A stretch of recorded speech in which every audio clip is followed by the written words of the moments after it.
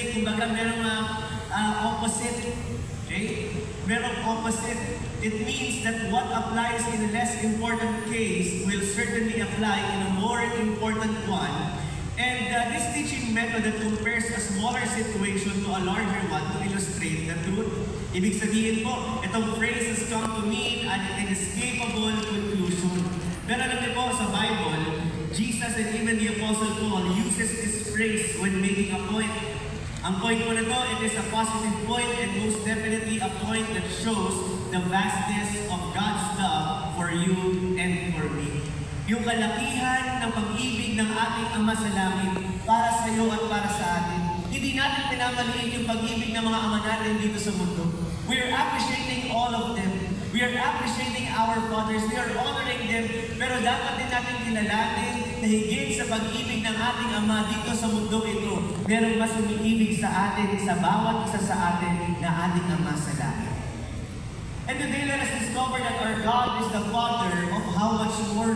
Dahil alam natin na walang makakapantay sa ating Diyos Ama. In here, we can see the first thing is that the Father's heart. We can see the Father's heart. How much more God cares for you.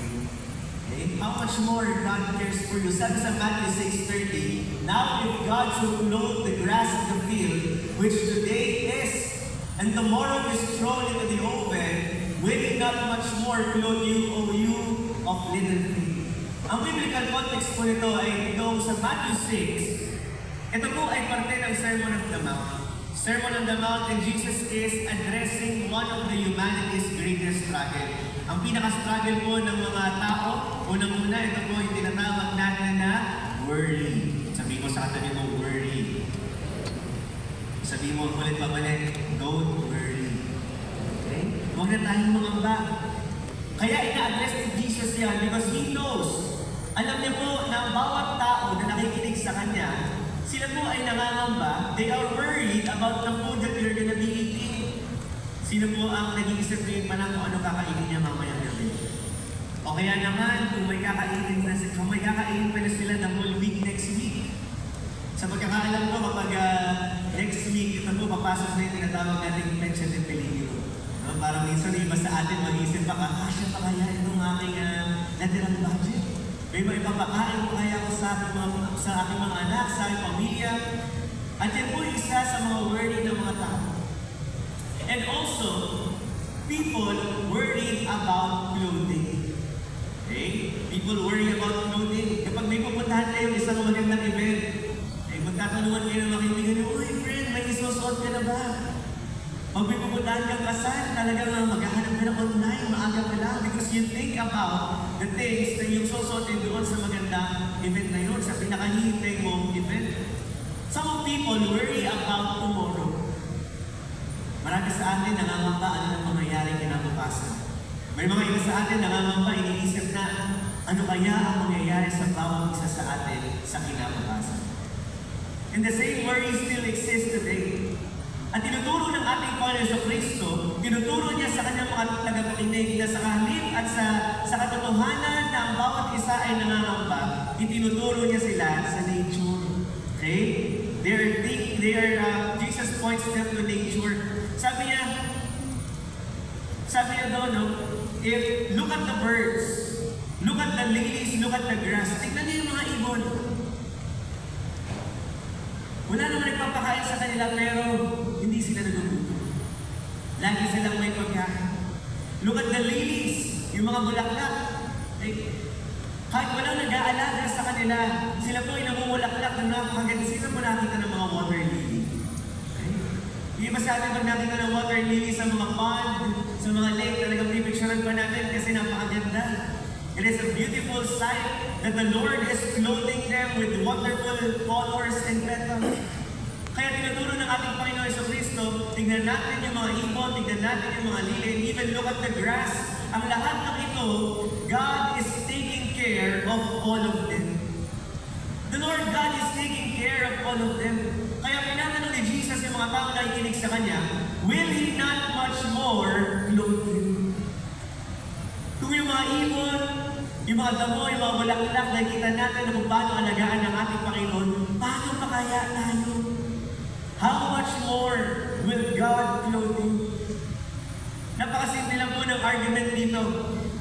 We can see that if God cares for temporary things, how much more does He care for His eternal children? At yun ay ikaw at ako, mga kapatid. We are being treated, not just treated, but we are being seen by our God as His eternal children. Kaya nga lagi may imbitasyon sa bawat isa sa atin na tayo lumapit sa ating Ama sa langit. Tanggapin natin si Jesus bilang ating Panginoon tagapagligtas na tayo ay maging kasama sa pamilya at kabilang sa pamilya ng ating Panginoon. Because yun po yung kalooban ng ating Ama na makasama natin siya sa buhay na walang hanggan. At dahil alam ng Panginoon and He is looking forward to being with us for the rest of eternity, then how much more does He care for His eternal children? Kaya sabihin mo sa katabi mo, may pakis si Lord sa iyo. Madalas kasi sasabihin natin, Pastor, nananalangin ako, lumalapit ako sa Panginoon, parang hindi ko siya naririnig. Ibinibigay ko sa Panginoon na, Lord, ito yung mga pangangailangan namin. Ito yung mga pangangailangan ng pamilya namin. Panginoon, nakikita ko yung bank account ko, hindi naaabot hanggang sa kinabukasan yung budget natin kahit next week. Lord, saan ako kukuha? Lord, paano natin ito masusolusyonan? Minsan unahan tayo ng pangamba sa mga bagay na nakikita ng ating mga mata. Ngunit lagi natin tatandaan. Sabi ni John Stott, worry is incompatible with Christian faith because it assumes that our Heavenly Father either does not know our needs or does not care. Pero ang katotohanan na alam natin sa oras na ito, mga kapatid, na ang ating Panginoon na meron tayong pinapanampalataya ang Diyos, meron tayong pinapagkatiwalaan na Ama, na minsan hindi tayo nakalimutan. Amen? Na walang araw na hindi niya naisip ang ating pangangailangan so that we know that God will always care for you. At alam niyo, pinakamagandang testimony ng ating mga kapatid, madalas yan. Na sa panahon na parang gipit na gipit at walang-wala na, laging nagpapakita ang Panginoon ng kaparaanan na siya ay on time kapag tutugon sa ating mga panalangin. He is always on time. And that's how He cares for you and for me. Yun yung assurance natin, yung Kanyang salita. Hindi niya sasabihin sa atin, sige anak, pag tumawag nag-pray tayo sa Kanya, nasasagot siya, okay, sige, next week ibibigay ko. Next week magpapadala ko. Ganyan yung lagi natin assurance from our parents, from our friends, na sige, next week padadalan kita. Pero ibahin natin ang ating Panginoong Diyos.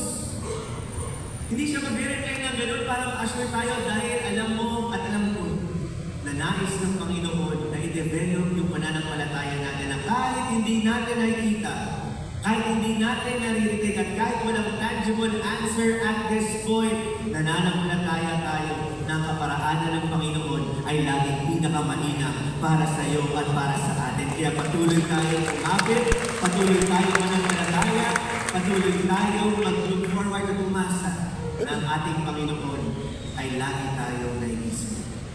Jesus teaches the exact opposite of worry. Because ang ating Panginoon, alam niya ang ating pangangailangan. He knows what our needs. Sabi nga, di ba, bago pa natin idulog sa panalangin, alam na agad ng Panginoon ang ating mga pangangailangan. Pero Pastor, bakit kailangan pa natin ipanalangin kung alam na pala ni Lord? Kasi mga kapatid, yung panalangin, it shows intimacy and relationship. Nais ng Panginoon na tayo lumapit sa Kanya na para bang close talaga tayo. Nais ng Panginoon na mamuhay tayo sa isang paraan o sa isang pag-uugali or mindset that we know na lumalapit tayo sa Kanya dahil alam natin na kaya niya. Di ba yung mga tao kinukulit natin? Yung mga tao nilalapitan natin, kaya tayo lumalapit sa kanila kasi alam natin na matutulungan nila tayo. At kahit alam natin na alam ng Diyos yung mga pangangailangan natin, that shows intimacy. Because intimacy and growth in the relationship, kailangan parehas may intentionality. Tama? Kailangan intentional ka.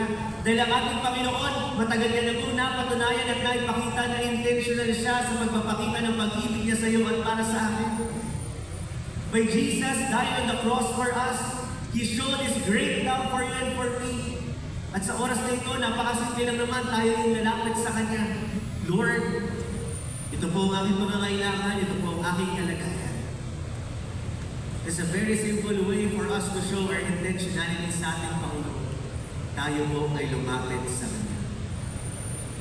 God knows, God cares, and most importantly, we know that God provides.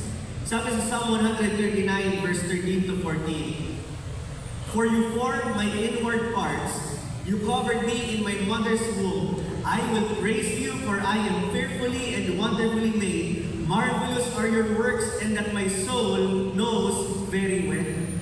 Ibig sabihin, mga kapatid, bago pa man tayo isilang sa mundong ito, kilala na tayo ng ating Panginoon.